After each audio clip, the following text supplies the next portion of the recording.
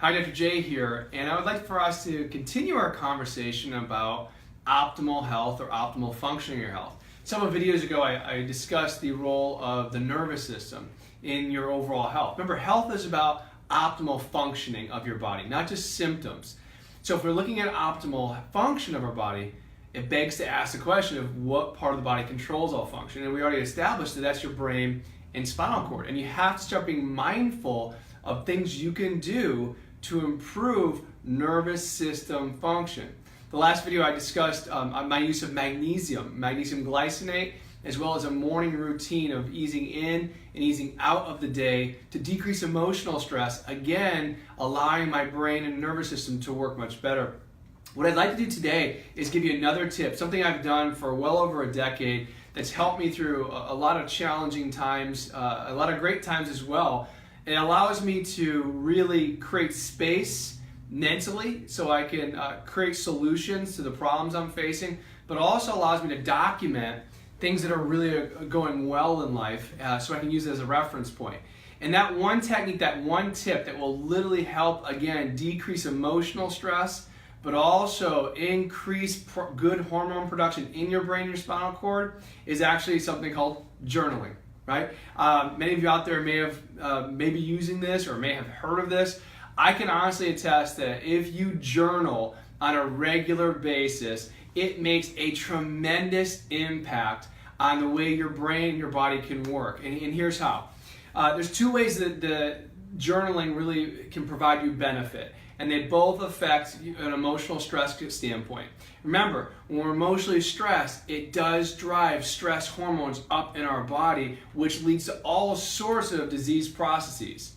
But when we're filled with gratitude, when we're filled with joy, when we're filled with love, it has been shown that we get more positive, more beneficial hormones circulating through our body, which again leads to optimal body function.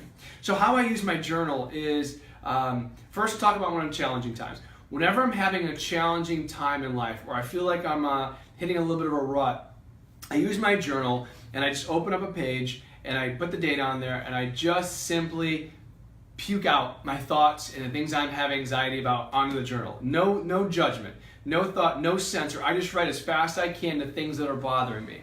And then afterwards, I ask very distinct questions such as, what can I do to change this scenario, to change the situation? I write that question, and then again, I just write from my heart, from my head. I just write feverishly. I don't censor, right? Whatever comes to your head and your heart, you put down on paper. You know, what are some of the things I have to handle? What are some of the things I'm needing to address or confront that I haven't been willing to confront at this time? I write that question down, and I just write feverishly the answers that come to my head and my heart. What are the solutions that must be taken? What are the solutions that must be made, in order for this to feel resolved? And I just write. I promise you, if you get quiet and still, I've talked about this a number of times in past videos, you gotta get quiet and you gotta get still. And if you get quiet and still, and you ask yourself deep questions, you have the answers inside of you. And so then I write those answers down, and then I take action on whatever I put in my journal. Even if it's just taking one step, one small action of one of the things I wrote is as far as a solution, I take it.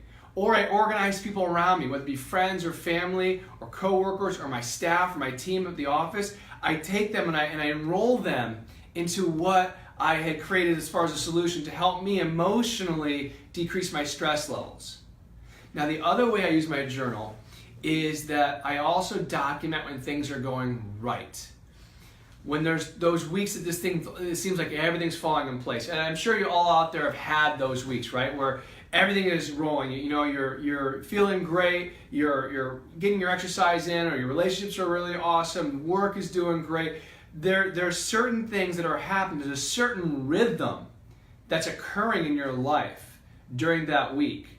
I always document that week. And the reason being, because in that week will hold the answer and the solutions for future weeks that aren't going that way. And what I mean by that is this. When I find those weeks that are going well, not only do I talk about what's going well, whether it be, hey, I had a great week at home with the kids or with Whitney, or the practice is growing, or, you know, my body feels good, I don't feel any soreness or aches in my body. I write down all what I've been doing. From, hey, I'm really staying consistent with getting up in the morning and having that hour of power, my prayer, my affirmations. I'm eating really clean. I'm getting lots of hydration. I had a date night this week, and I had date days with my kids throughout the course of the month.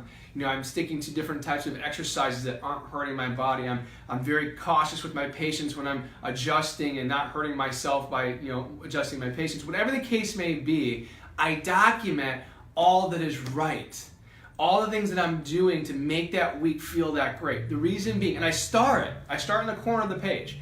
The reason being is I will come back to those starred pages later on in the year when I'm not having a great week, when I'm having a challenging time.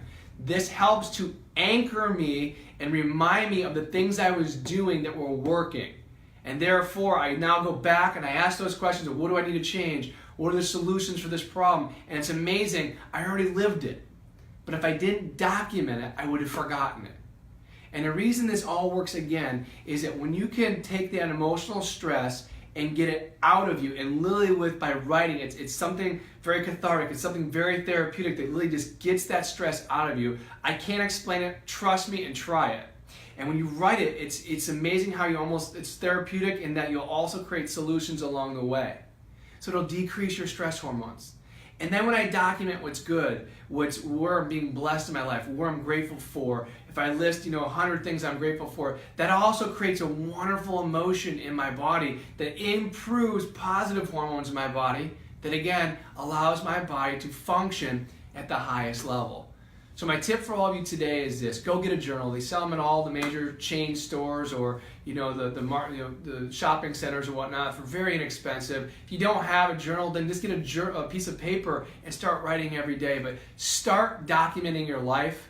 Start documenting what's working for you, and ask yourself during times of despair and times of trial, really, what are the solutions? What are you not addressing? What are you afraid to confront? And what are the true solutions to the problems that you're facing?